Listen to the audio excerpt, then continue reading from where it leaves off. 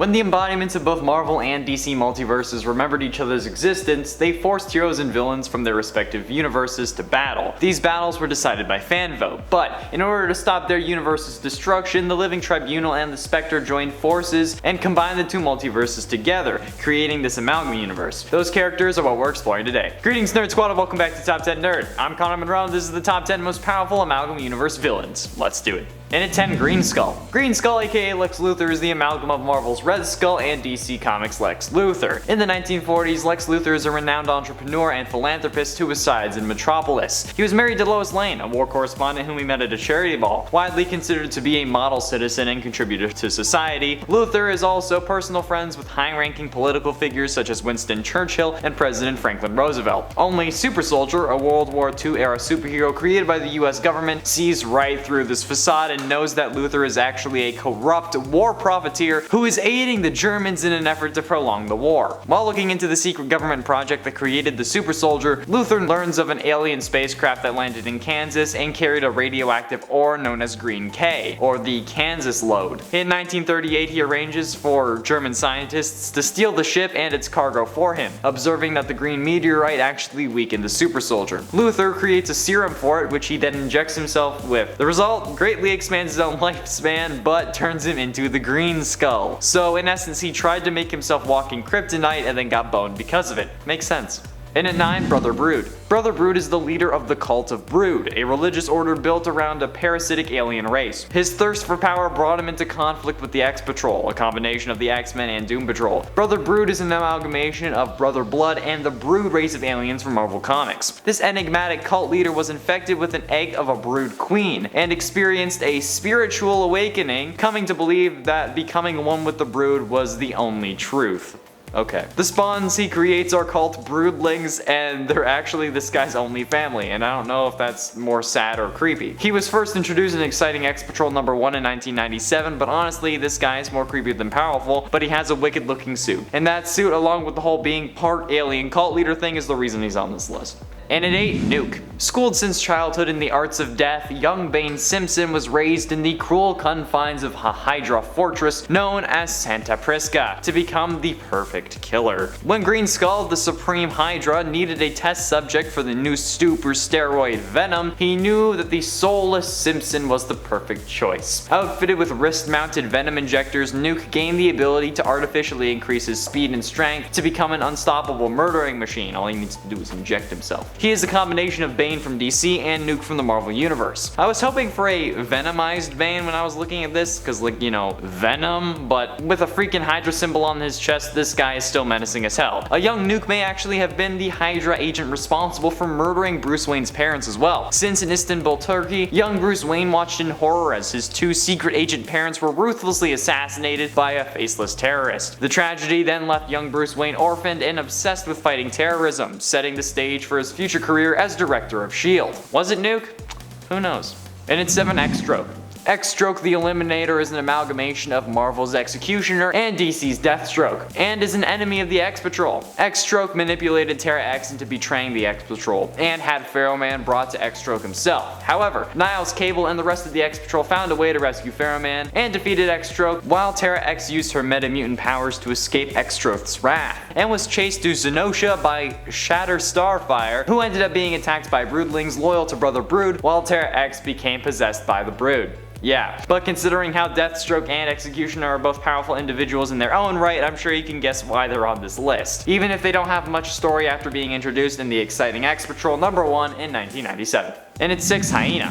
Hyena, first introduced in Legends of the Dark Claw number 1 in 1966, is a combination of DC's Joker and Marvel's Sabretooth. He is the arch enemy of Darkclaw, a combination of DC's Batman and Marvel's Wolverine. His real name is Creed Harley Quinn. The Canadian government initiated the Weapon X project. Logan and Quinn of the Royal Canadian Armed Forces were both accepted as candidates for the project, along with 4 other volunteers. Logan's latent metamutant healing power kicks in though, which allows him to survive the adamantium crafting process. Creed survives as well, but becomes a remorseless killing machine, which is actually exactly what the project was hoping for. Creed's sanity does not fare well also, and he eventually goes rogue. Indestructible metal known as adamantium was bonded to Creed's skeleton, and he was given claws made of the same substance. Unlike Darkclaw, however, Creed was physically deformed as a result of the experiment because, you know, he didn't have healing factors. But Project X also triggered a metamutant ability in Kree, who became known as Hyena. Hyena, also known as the Cackling Canine, will not stop his maniacal grinning until his arch nemesis Darkclaw is destroyed. And he has a gang called the Pack, which honestly I think is kinda cute.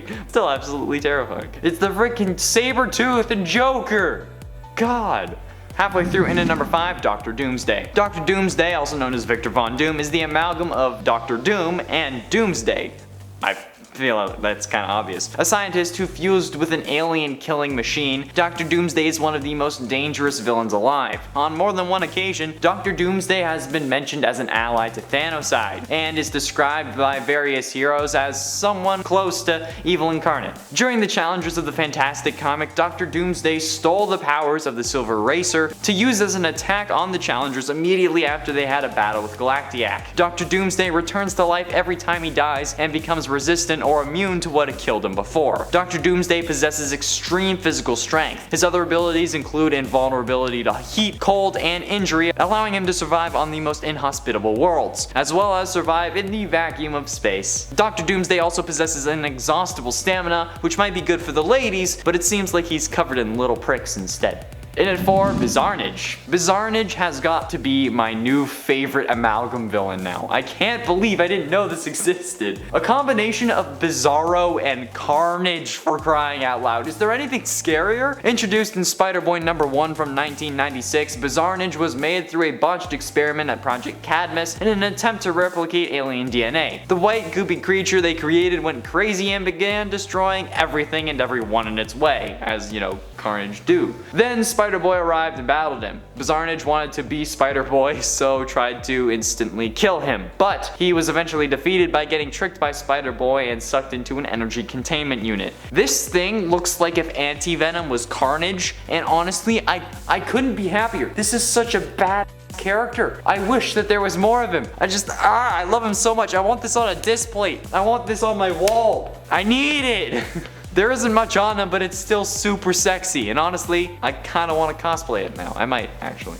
Getting close to the end, into number 3, Thanoseid. First appearing in Bullets and Bracelets number 1 in 1996, Thanoseid is the ruler of Apocalypse, and his goal is to annihilate all of the universe except for Apocalypse, and to win the favor of Lady Death by finding the ultimate anti-life nullifier. He also teamed up with Dr. Doomsday during the events of Secret Crisis to destroy the universe, because you know, of course he did. Thanoseid is obviously a combination of both Thanos and Darkseid, and his goals make that fairly evident. However, this guy also has immortality, invulnerability, and superhuman strength. I didn't realize that immortality and invulnerability were different, but I mean, like, I guess invulnerability means that you can't really get injured, whereas immortality means you can't die, but you can't really have invulnerability without immortality, right? I don't know. What are the semantics of comic book powers anyway? Or was this wiki page too small so they needed to end up adding stuff to make it longer? So I don't know. Okay, who cares though? It's a comic, and it's a universe that no one really talks about anymore, unfortunately. I love this universe. Penultimately, in at number 2, Galactiac. A combination of Brainiac and Galactus, the seemingly ageless entity known as Galactiac is the ultimate synthesis of mind and machine. He traverses the farthest reaches of space, draining the lifeblood of planets in order to recharge his energy cells, but Galactiac does not completely obliterate the planets that he attacks. Rather, he always miniaturizes a section of each planet to preserve it and study, but only a section. Ben Grimm from the Challenges of the Fantastic attempted to destroy Galactiac's machinery, but Grimm's actions merely succeeded in gaining his attention and arousing his wrath. Galactiac used his cosmic powers to transform Grimm into the monstrous four-armed thing, a mindless minion devoted entirely to Galactiac. Meanwhile, someone else had transported Johnny Stormtrooper into the body of Galactiac in an attempt to destroy the planet-devouring menace from within. His first appearance was in the Challenges of the Fantastic number 1 in 1997, and honestly, this is one of the scariest beings in the Amalgam universe. Brainiac and Galactus are so powerful on their own, but combined, oh sweet heaven, I'll be seeing you soon. Finally, into number 1, Kang the Time Conqueror. The amalgamation of Kang the Conqueror and the Time Traveler, also known as Kronos Tut, is a time traveler with ties to ancient Egypt. He has a tendency to go negative after being defeated as well, whatever that means. He also became a major enemy of the Legion of Galactic Guardians 2099 of Earth 12772. He traveled to Earth 9602 and attempted to turn Washington DC into ancient Egypt, but was defeated by the Challengers of the Fantastic. Kane once also tried to absorb Spider-Boy of Earth 9602, nexus of all realities, to gain access to every reality and timeline. He hired the Frightful Five of Earth 97061 to destroy the Times Square generator of their reality, and to distract their legion of galactic guardians long enough for him to kidnap and displace Spider-Boy. However, Spider-Boy was saved because of the intervention of the time-traveling living lightning lad, but not before Kang was able to literally start pulling Spider-Man and Superboy apart, beginning to return them to their original separate individual lives. So with that kind of juice, you can certainly say that Kronos Tut is probably the most powerful Amalgam Universe villain. Being able to, in essence, separate the characters again without having to be literally DC or Marvel. Jesus. There we have it, friends, the top 10 most powerful Amalgam Universe villains. Thank you all so much for watching. I have been and shall remain Connor Monroe, and I'll see you in another video.